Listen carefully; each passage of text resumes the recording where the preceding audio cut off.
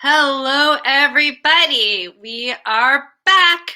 We are here with Cocktails and Conservation. I am Amy, VP of Conservation at Oakland Zoo.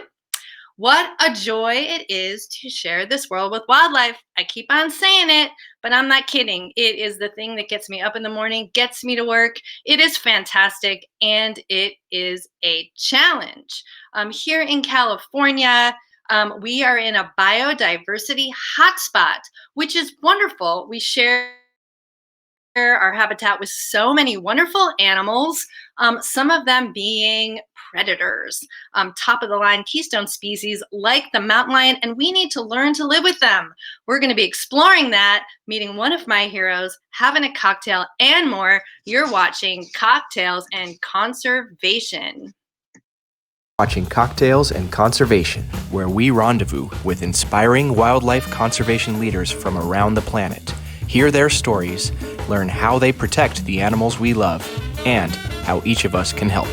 With our featured custom cocktail, together we toast to taking action for wildlife.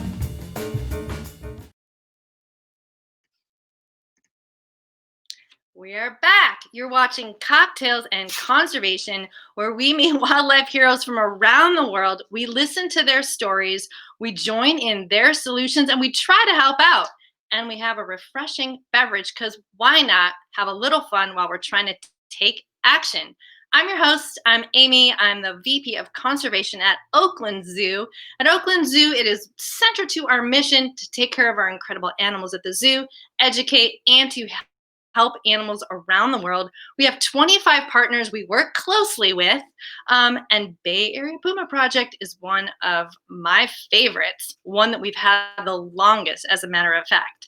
So today we are going to do this sort of virtual way of getting together during these times of COVID, nice and safe and comfy, and we hope it's inspiring. We are not powerless. I know it can feel really scary out there. What can we possibly do? But this is what we can do. We can get to know someone special, get to know a very special project, and find ways to take action. And that's what we're going to give to you today. We're also going to have fun. So let's see, where are we going to pretend we are? How about we're in a mountain lodge in the Santa Cruz Mountains, sipping cocktails by the river, talking about mountain lions. I like it. So if that sounds fun to you, why don't you type a little growl in the comments?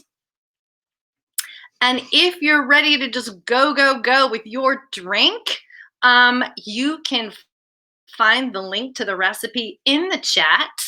That's our delicious ghost cat cocktail. All right, here's your question for the day. You'll probably all say, yes, I know I have. Have you ever seen a puma? Have you been hiking and you swear you really saw one? If so, why don't you type where you saw it, when you saw it, there in the comments. All right, while you're doing that, I just want to do a big welcome to everybody. Welcome to everyone from Oakland Zoo, staff, volunteers, interns, teens who might be watching. Welcome to our donors and friends of the wild. Can't do it without you. Welcome to anyone from Tequila Mockingbird community. Great place in San Francisco. Welcome cat people, conservation people, AZA people. We're so glad you're here. All right, today's guest, Zahra McDonald. She's been helping the zoo and a friend of the zoo for a long time. She has studied cats all over the world, all kinds of different felines, studied mountain lions all over the world. She's a driving force of mountain lion answers and explorations in the Bay Area. If you Google Zahra McDonald, you will find so much about her. She's been so helpful to understanding mountain lions in the Bay Area for a long time. She helped the Oakland Zoo make our beautiful habitat for mountain lions, helped with our interpretive messages and our talking points. We really couldn't have done all that without her. She's such a great collaborator. She's kind of a badass too. I'd like to welcome Zahra.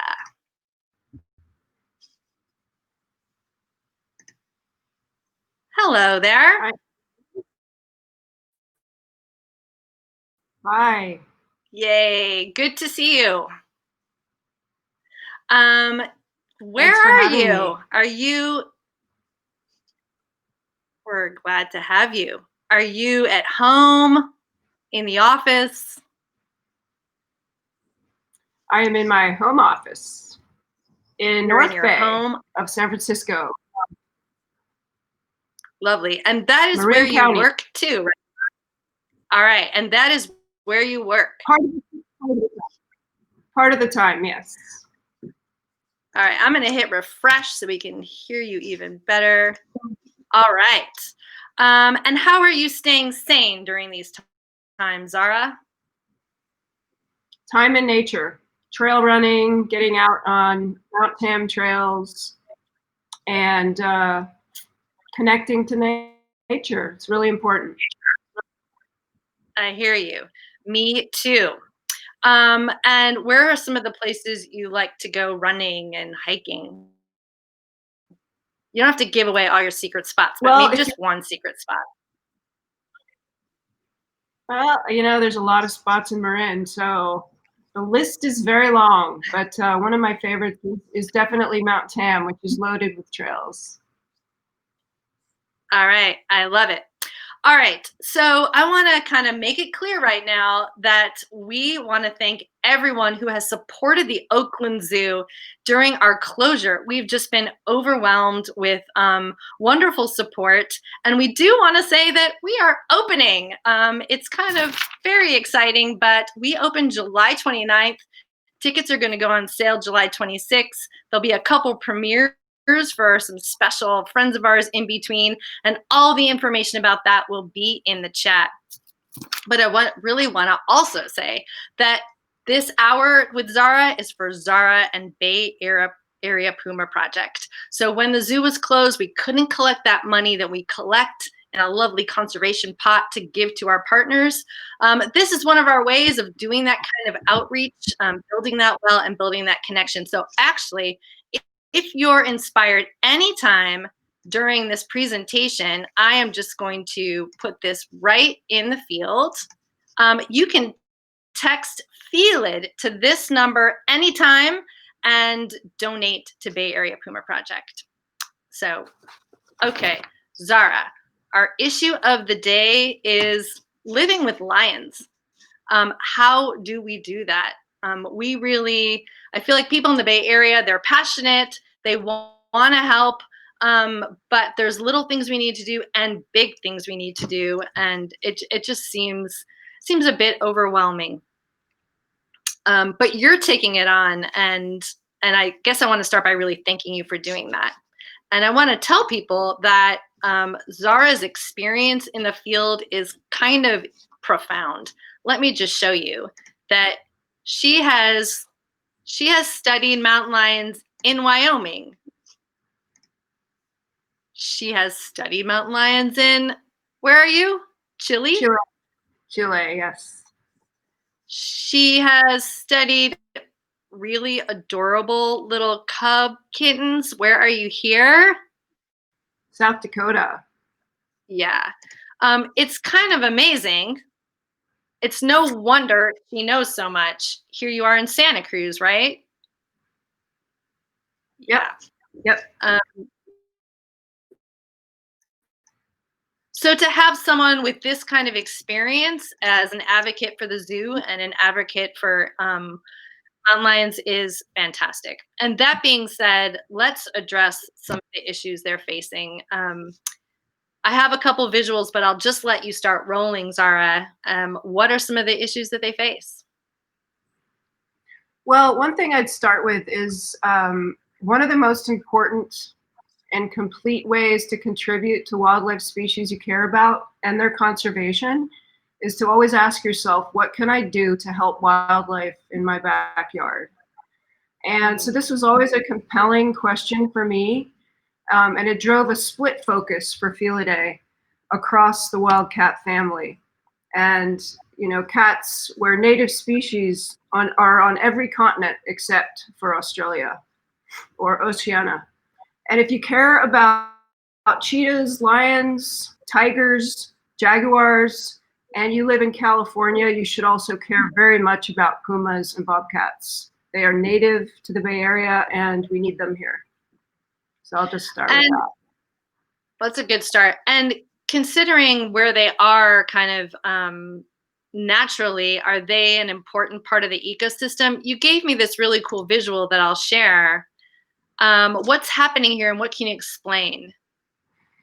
So I'm hoping everyone can see that, but pumas are in a rare category where they are not only keystone species, and if you understand what keystone is, a keystone in a building, if you remove that keystone, the ecosystem will collapse.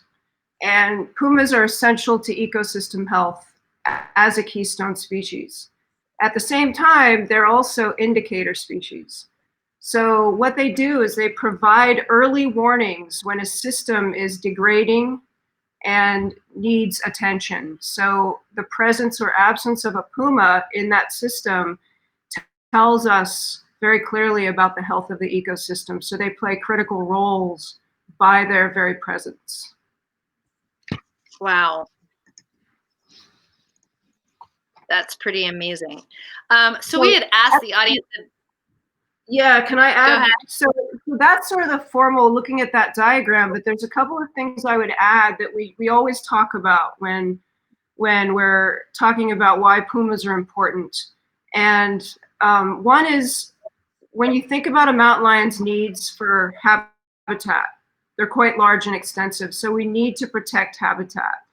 And they play a tremendous role. If we can protect habitat for pumas, we are protecting numbers of species down below the pumas that do not require that same amount of habitat. But they provide multiple services to the ecosystem. And one is they keep prey species in check, which is critical to keeping disease low in a system. Mm-hmm. And so they typically remove weakened or old prey from the system. And then by that action, they are basically keeping that ecosystem free of disease. Their kills feed, they basically subsidize with their kills all of the other species that feed on the kills once the lion feeds for a day or two or three and then moves on. So they are providing food, resources to other species. As they move through the landscape, they distribute seeds on the landscape, which is really another very important role that they play. And then I think lastly, I would say they provide this social connection for humans to the unknown parts of the nature of the ecosystems, just sort of things that we're not going to see because they are ghost cats. They are charismatic. And, there's a lot of things that are sort of, not tangible, but we know that they are critical.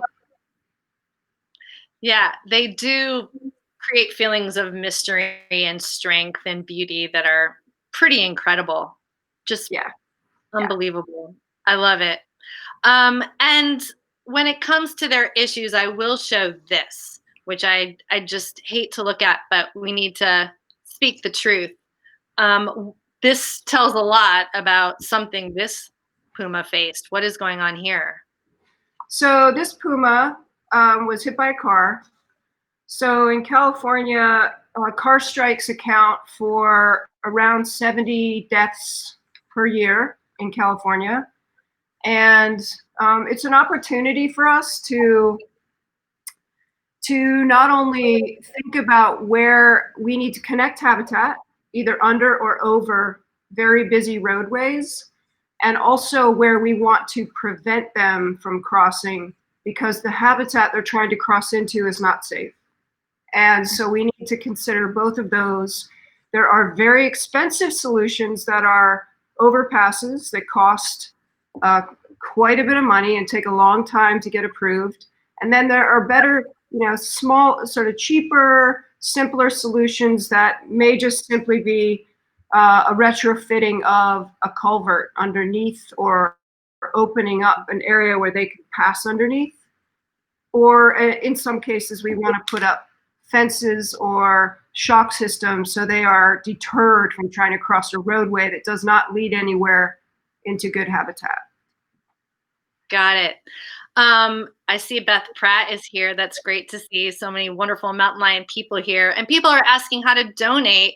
There is a link that will go up there, but you can also text Felid to this number right on the screen. So thanks for that. You're already inspiring. And this is a good time to just show this image. If you guys don't know who these guys are, these are our 3 mountain lions at Oakland Zoo, and they all became our lovely family because they were found as kittens on the side of the road in a garage. They all faced probably a mom getting hit by a car, a depredation, or something like that. So our mountain lions at the zoo, while we're so proud of giving them such a lovely life, they do represent the problems that we're facing. And speaking of mountain lions at Oakland Zoo, we recently had a young-ish male come into the zoo to get a health checkup. And Zara, I know you were following this cat. It was the one in San Francisco recently. And Bay Area Puma Project put out this wonderful diagram of his path. And I think if you go over that with us a little, it really shows all the challenges and issues a mountain lion faces in the Bay Area. Sure. So, and you're not going to, oh yeah, you can see the map. Okay. So what we know of at this point in time is that we have some footage of this juvenile lion prior to its visit to the San Francisco Zoo to kill 3 marsupials, which is an interesting behavior that's pretty natural in the wild sometimes. It's not common, but it did not surprise us. And so it sort of made its way up to where it was next seen in Russian Hill in the middle of the night by a tech worker coming home who got some phone footage. And then it was seen over the next couple of days traversing and trying to move through parts of the financial district and then south of Market in San Francisco, clearly trying to find its way out. And this young juvenile puma, we have numerous footages of this cat in and around very, busy office buildings. And because of COVID and because of the shutdown, there were a few people to sort of witness this, but the poor cat really couldn't find its way back out of the city. And so then that required an intervention. So that's what happened. And it was such a small cat that they were able to net it, no drugs, which is great, and move it to the wonderful Oakland Zoo to be assessed for health. So that was really amazing outcome for this cat in the city initially. Before you go further, you did give me some of these, which are very interesting to show. Yeah, they're great. Hopefully they will roll, but you can see him just. So this cat is at Beale and Folsom at this point. So if you know San Francisco at all, and if you were able to see that on the map, this is the middle of the day. It's actually late afternoon, and the cat is walking on one side, and on the other side, you'll see the street. And there's a guy walking down the street who's actually just caught a glimpse of the cat, and he's taking his phone out to take a picture. And the cat is essentially just disappears before the guy can get a shot. Ghost cat. Yeah, and here, ghost cat. And here's another one. Yeah, so this is what we are typically seeing more and more of in the Bay Area and some other urban landscapes. This is the middle of the night, home nest camera, and cat sort of moving down the street on a mission, not really lingering. But this particular neighborhood is right at the edge of wildlife habitat. So he's just come down for a quick walk through town.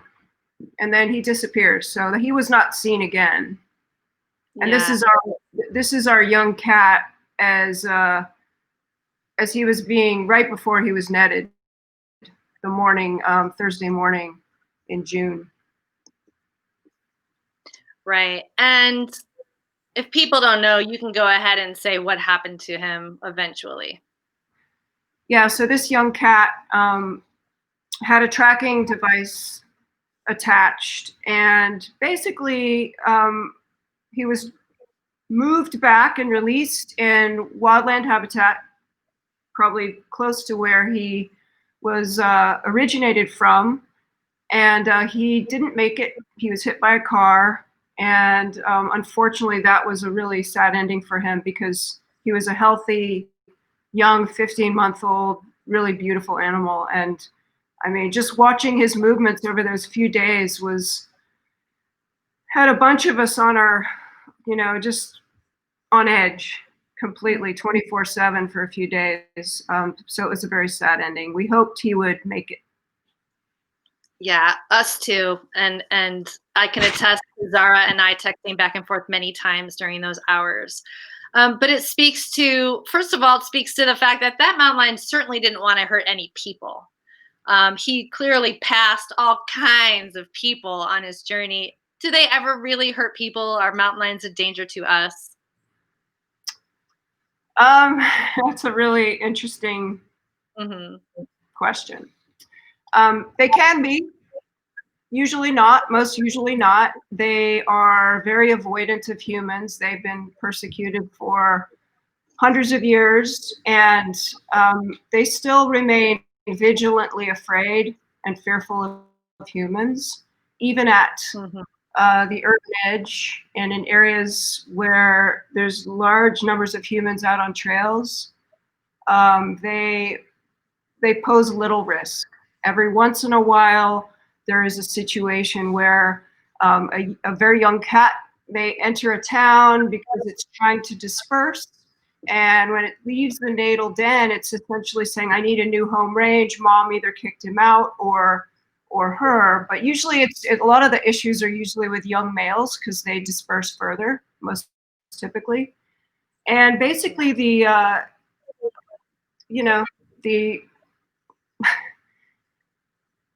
real issue occurs when mom dies for any of the top four reasons. So basically we have the car strikes you mentioned, we have conflict, which is probably the leading cause of known puma mortality in California and other states. About 140 to 150 per year die from depredation permits. Poaching is an unknown number, but we know it occurs broadly.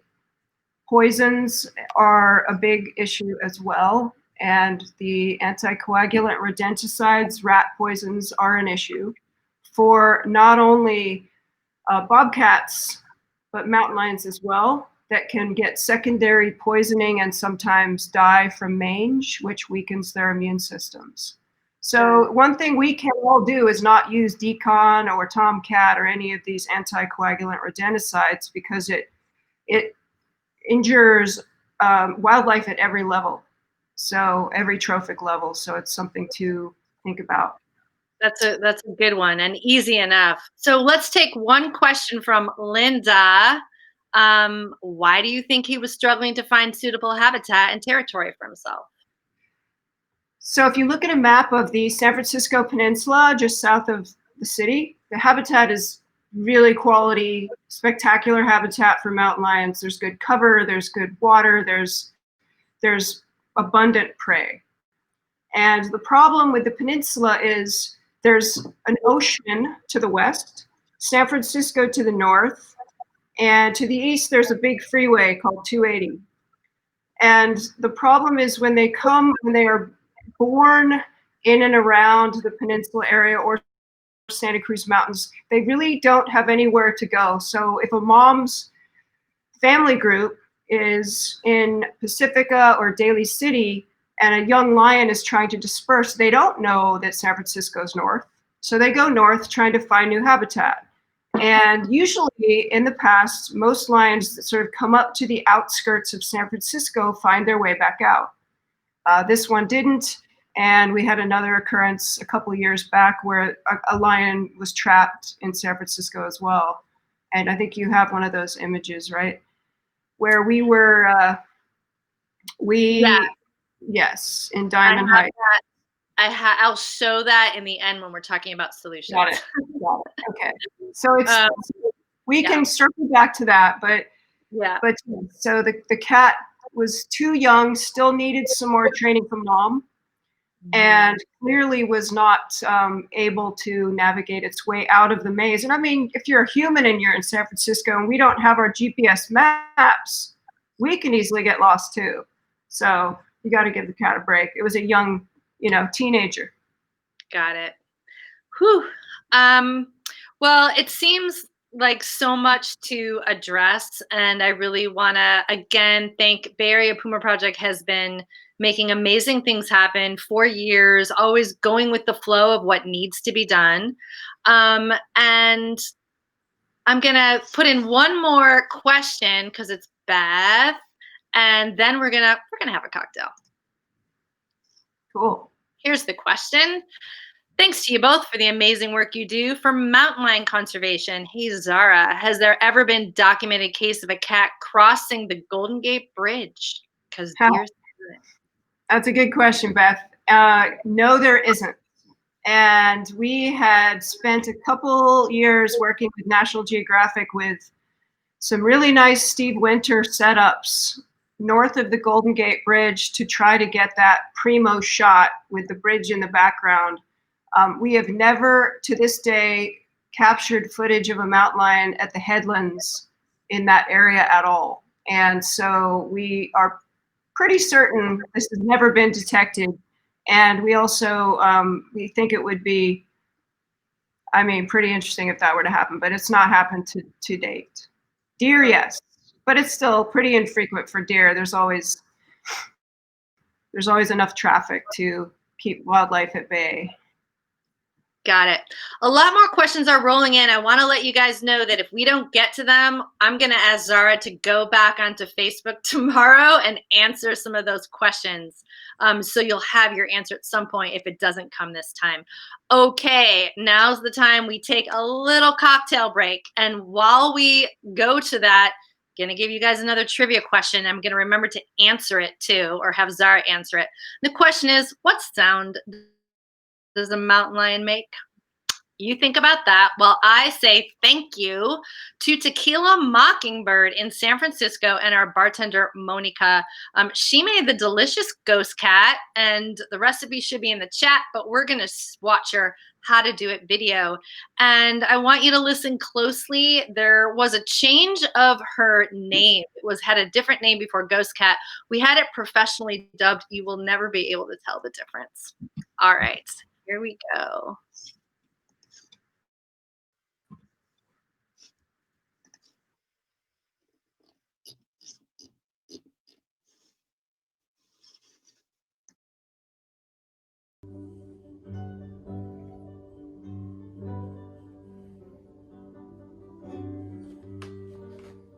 Oh, hi there. My name is Monica. I'm a local San Francisco bartender. As you can see, like most of us, I've been working from home. Since the quarantine, I picked up a lot of home shifts. I've been basically working 24/7. It's a lot of work, but the tips are not so great. I'm here to show you how to make a delicious gin cocktail with egg whites. I call it Ghost Cat. All right, let's start. First, let's go over some tools we're gonna need. We're gonna need some shakers. These are the shakers that are used. We're gonna need some strainers. I use these two. And of course, we're gonna need something to measure our ingredients, little measuring cups.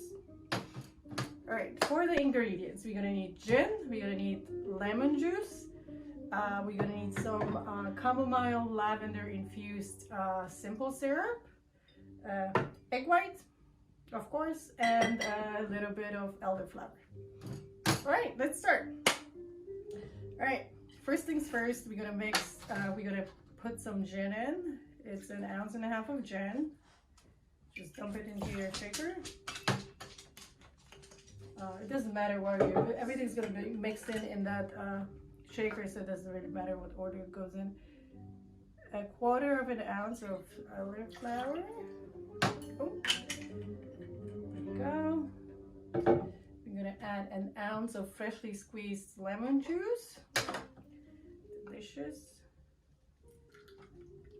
There you go.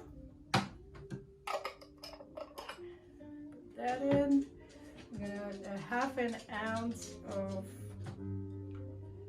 simple syrup. So this simple syrup I made with, I couldn't find any fresh herbs for this one, so I basically used equal parts of water and sugar, and I infused this with this chamomile lavender tea. It's great. There you go. And the last one, we add some egg white. Now we're gonna dry shake this for about 15 seconds. Mix it all nicely. There you go. After that, we're gonna add some ice to the shaker and shake it again. There you go. There you go, nice and foamy. There you go. I don't know if you can see it. All right, let's add some ice. Fill the shaker with ice. There you go. Let's mix it again. So get your glassware ready. I'm not going to use, this is my Friday glass. I'm not going to use this today. I'm going to use my Wednesday glass.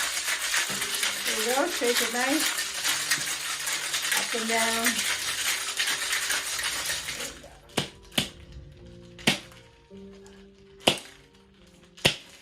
There you go. Sometimes the shaker gets stuck. It's really hard to get it out.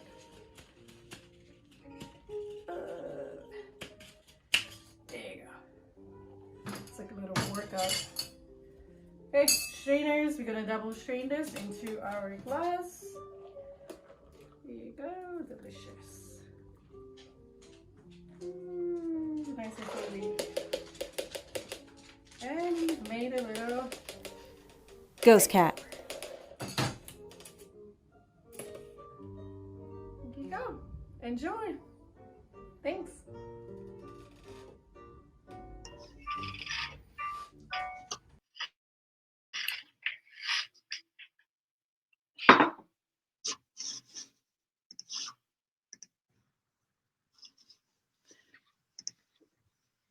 Okay, I just laughed out loud. What's that dubbing? That was the best. I almost lost my ghost cat. It was so professional. It was perfect. This is really good.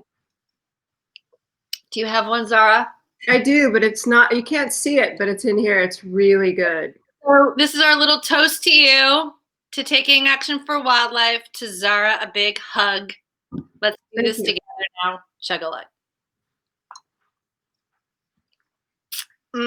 Well, I'm excited to get one made at Tequila Mockingbird very soon. Okay, the trivia question, Zahra, what sound does a mountain lion make? So did somebody win, or have we gotten some responses? It's really just an inner contest in your heart. We're not really giving away prizes, but what do you think? Well, I would say think your house cat. So they basically make all the sounds your house cat makes. They purr, they hiss, they growl, young cats whistle, and females in heat scream pretty loud. Oh, that's what the screaming is. Ooh. Yeah. Wow. All righty. No roar. No roar. So back to you. I want to kind of start with the research, since that's so close to your heart. Why do you choose to do camera trap research? So we previously placed utilized collars for tracking, and in some areas I think that is okay for limited periods of time, but I do think it is disruptive. And it changes their behaviors. In some cases, it can prevent them from moving completely naturally, but it's also a bit traumatizing when we do that. So we are more focused these days on collecting data from camera traps, hair snares, scat, and there's some emerging technology where we can analyze soil and determine what species have crossed along on that habitat to track presence and absence. So this is really exciting time for non-invasive collection of data, which we really believe in sort of a hands-off approach now. I love that. Respectful. Yeah. So, and I think it's just better for the animals. We have a lot of disruption in urban communities that they already navigate. So I think, you know, it minimizes their chances of survival when we overhandling. But our research, I think we believe that we can really get the same number of answers when we think about sort of longitudinal or long-term mountain lion studies to understand what we need to do to help them or enable them persist at the urban edge. And given that this is a biodiversity hotspot, we need mountain lions in this landscape. So how can we do it sustainably into the future? And obviously there are a couple of things that are most critical. And one is the health of the mountain lions, and two is the habitat. So they cannot survive without adequate habitat. Prey species, we have an abundance of deer, so there's not too much worry there. However, the mountain lion's health is another thing that is increasingly of concern to us genetically. So we have some genetic breakdown just from pumas not being able to connect those populations as they naturally do.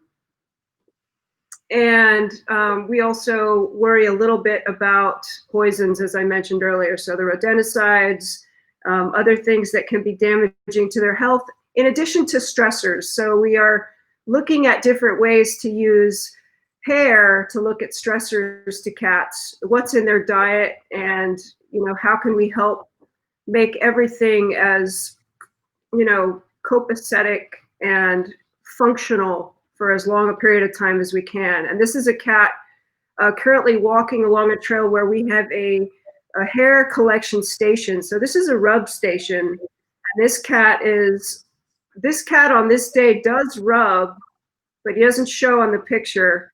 And we have a number where what we're trying to do is get them to deposit hair samples. And so those can be saved for a period of time, and then we analyze a number of things with that hair. So that's our guy walking towards us right now. I love it. And Yeah. what's something fascinating, what's the most interesting or surprising thing you've learned from all this research recently?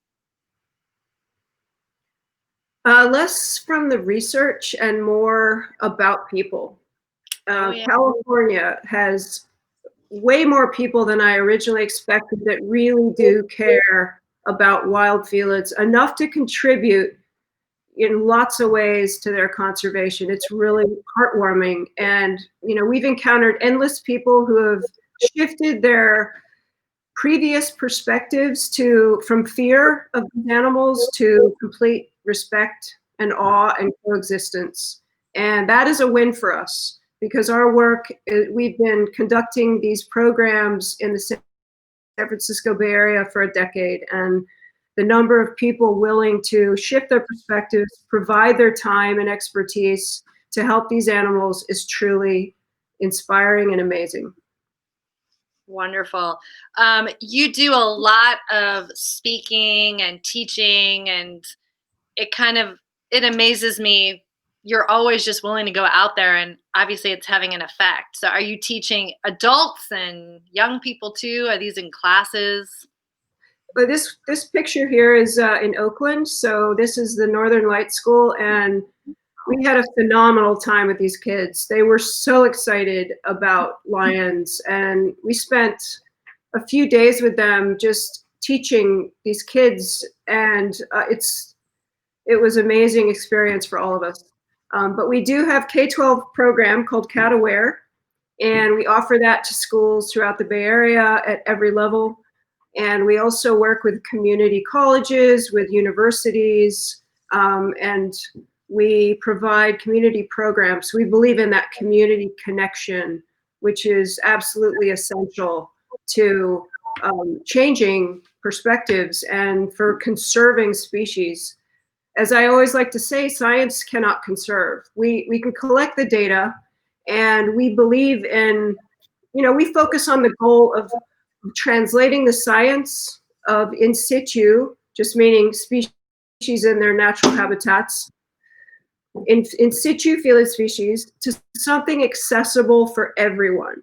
Our goal is to really provide this great content and information about pumas and other felids so that the public can engage and get involved directly.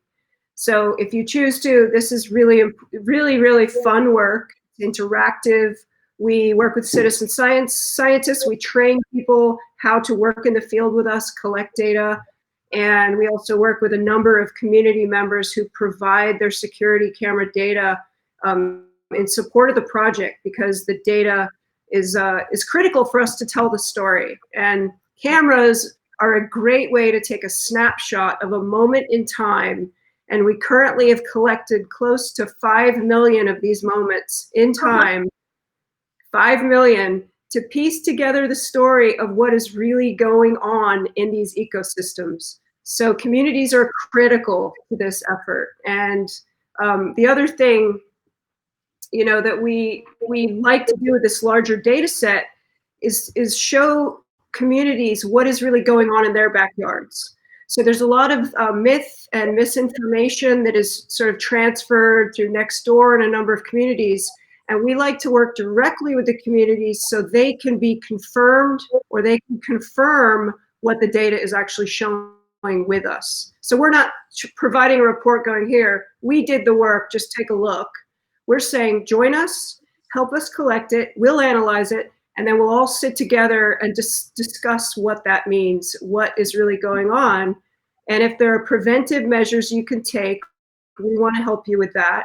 And if there are ways that you need help with understanding how to protect your chickens or your goats or your pets or your family, we work with all types of groups to do that, so that we can lessen conflict and enable this really important need for coexistence right now. Got it. Wow. So the Oakland Zoo was supporting Quarters for Conservation, cameras and cougars, I think it was called. So this is that bonding that people will make when they kind of take ownership of that camera and the results of that camera. Does that make them more prone to be respectful or protective over those lions in their habitat? That's so Absolutely.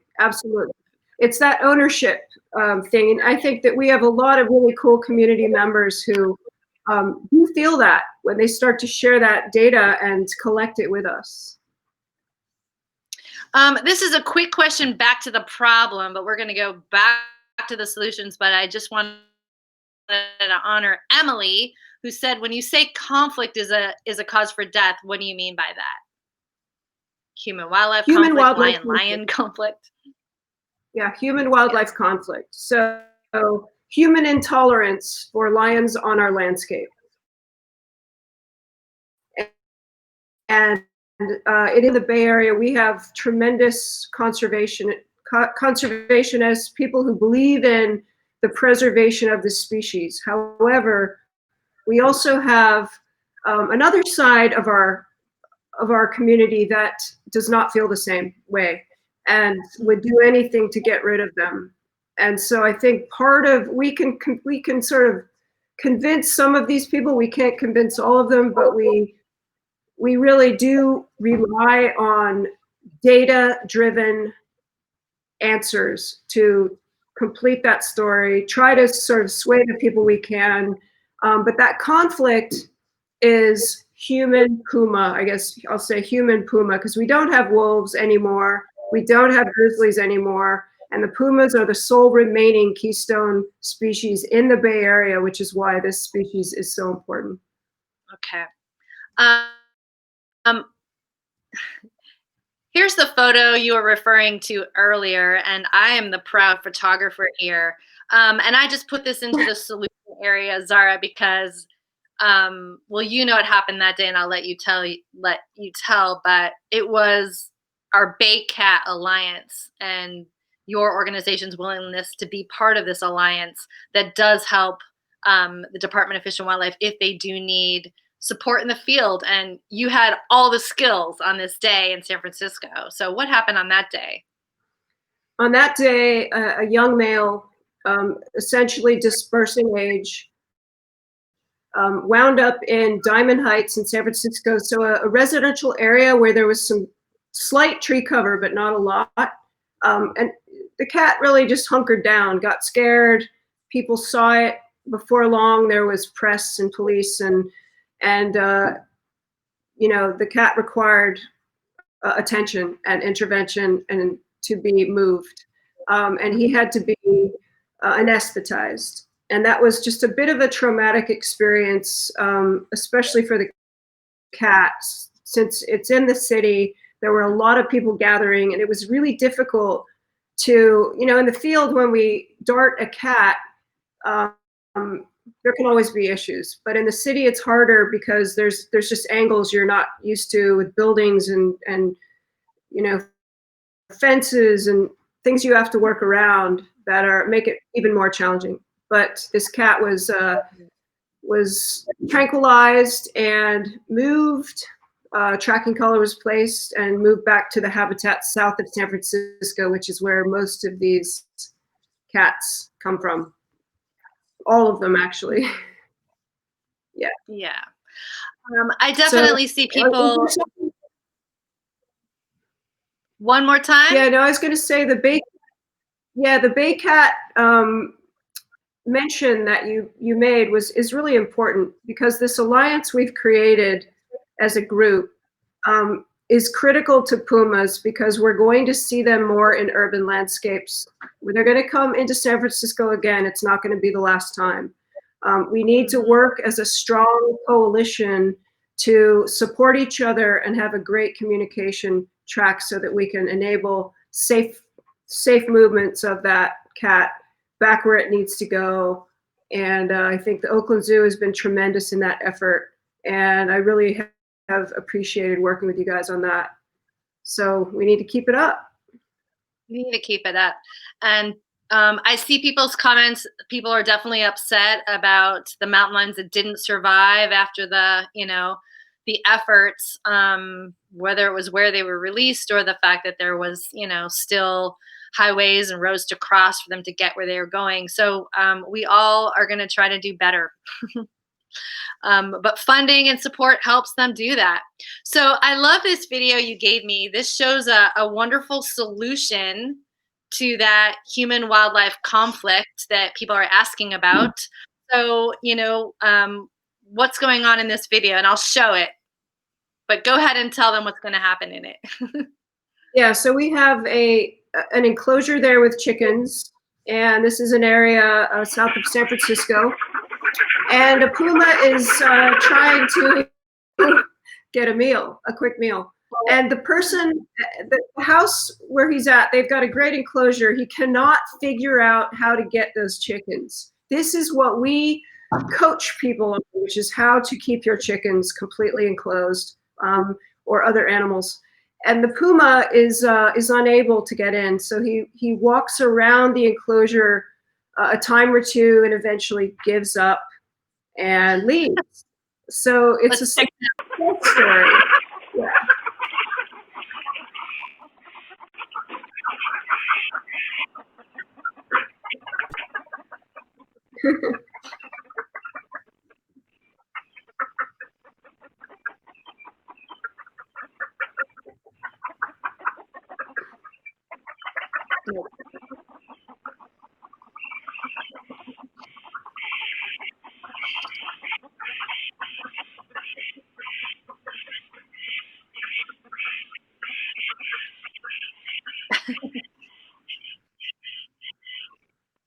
And he's out.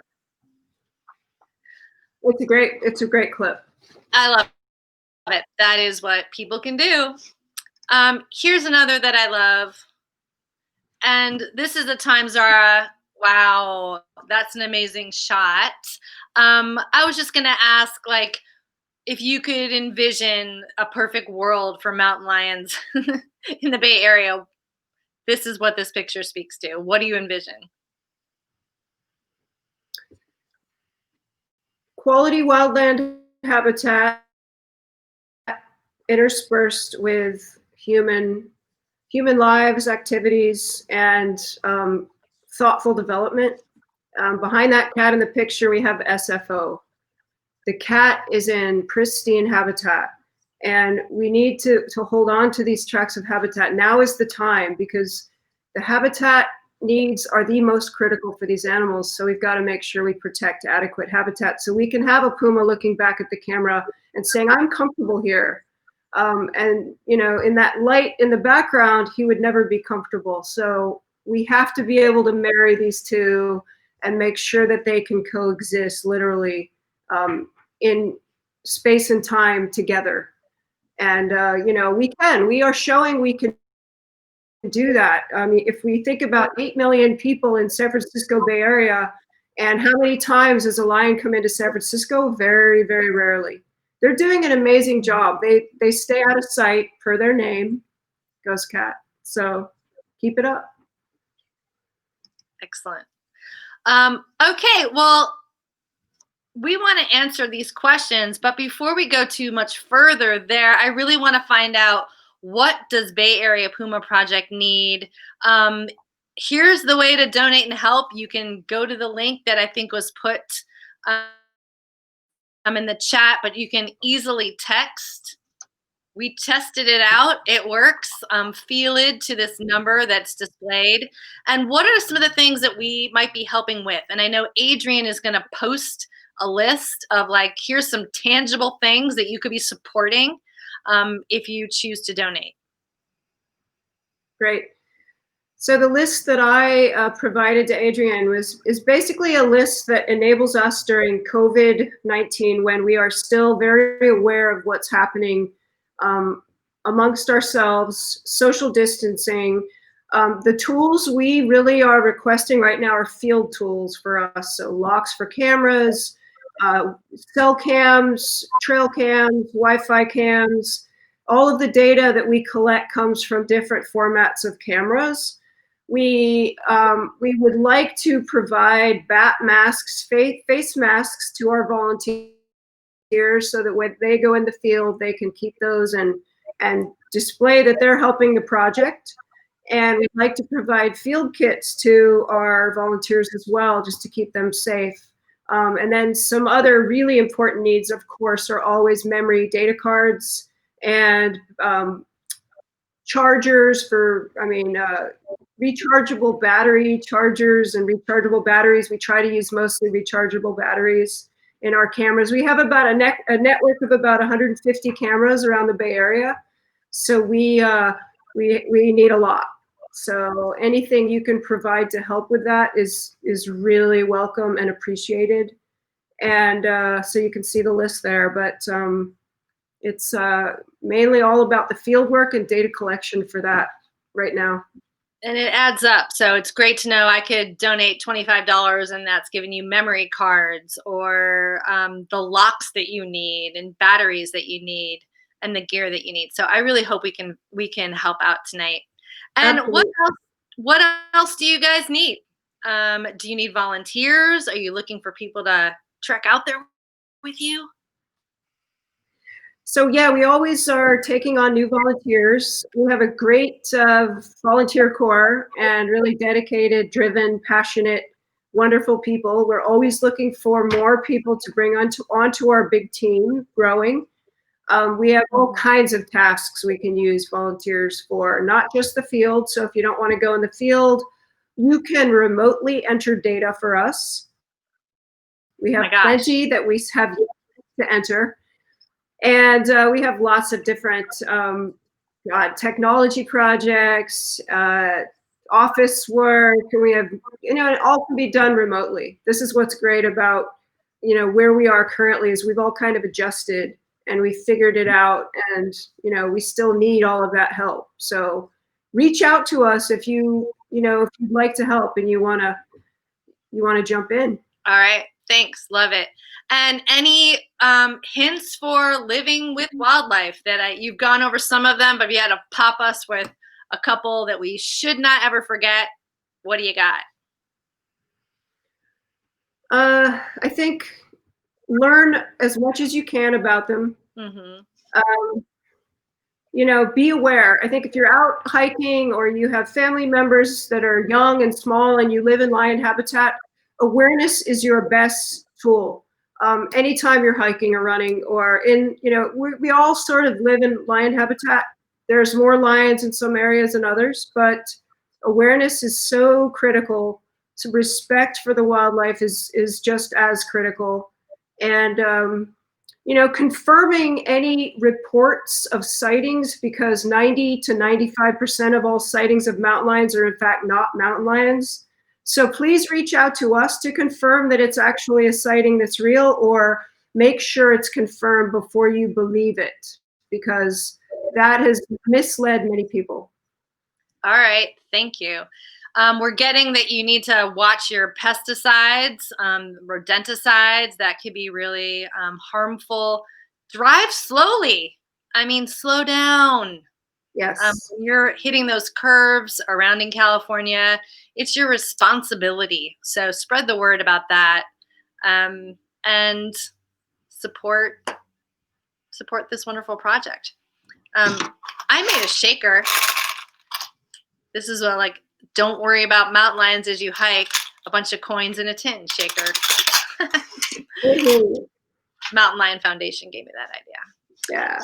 All right, we have time for a couple questions. So I'm gonna just try to find. Woo, they're rolling. One is from. Here's an interesting one. There are some programs that encourage ranchers to use dogs to guard livestock. It seems to reduce predation. What do you think, Zahra? I think dogs are great. They have proven to eliminate issues if lions have started to prey on different livestock, either hobby animals or other livestock, but usually livestock in larger numbers. They have proven to work. And so if you have a large number of livestock that you want to protect, there's multiple dog species. There's a whole list we can send you if you need that, but they work really, really well. And so I would encourage it. Okay. We have another from Howard. Does urban planning in California consider the well-being of this species? Not entirely. I think mountain lions are not completely considered in that planning yet. We insert a lot of information and data, and we provide reports, and we're working to that end. So stay tuned, but it is an important thing for these lions to be considered in that plan. All right, well, just because this is supposed to be fun, I'm gonna honor Dan Flynn's question here. Quick drinking game. Go back and forth and name the different names given to mountain lions. Whoever can think of a name first drinks. Well, she's a professional. Oh no. Ghost cat. Catamount. Mountain lion. Cougar. Puma. Shadow cat. Really pretty kitty. All right. Good one, Dan. More names than any other mammal. Good one, Daniel. More names than any other mammal. All right. One more. Would you benefit from thermal imaging? So we already use thermal imaging, and we can use it more powerfully. That's Ans. Okay, Ans. Ans is on our AI team and currently working on artificial intelligence for one of our projects. So thanks for that question, Ans. Yeah. Well, we're going to wrap up, but I just want to do another toast to Zahra, and I see Ginger and the whole Bay Area Puma Project team. Thank you. You've always been there for Oakland Zoo, all of our questions, all of our needs, all of our abilities to help mountain lions. We've been a great team, and it's just been a pleasure watching you go through challenges and triumphs, and you guys always have passion and the well-being of mountain lions at the heart of your mission, and cheers to you. Cheers to you, and thank you. We have We have really appreciated all of the years we've worked with you, and we look forward to many more to come. All right. Well, I hope you guys enjoyed this, and we'll try to roll back with your questions today or tomorrow. And again, if you want to support Feel the Day and Bay Area Puma Project, there it is. All right. Signing off. Thank you so much. Yes, Bye. thank you, everybody. All right.